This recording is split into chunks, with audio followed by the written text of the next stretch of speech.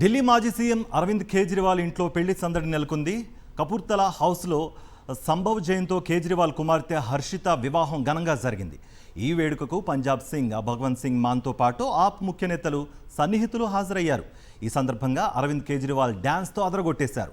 Pushpa 2 cinema సాంగ్కు తన సతీమణి సునీతతో కలిసి స్టెప్పులు వేశారాయన. ప్రస్తుతం ఈ వీడియో సోషల్ మీడియాలో హల్చల్ చేస్తోంది.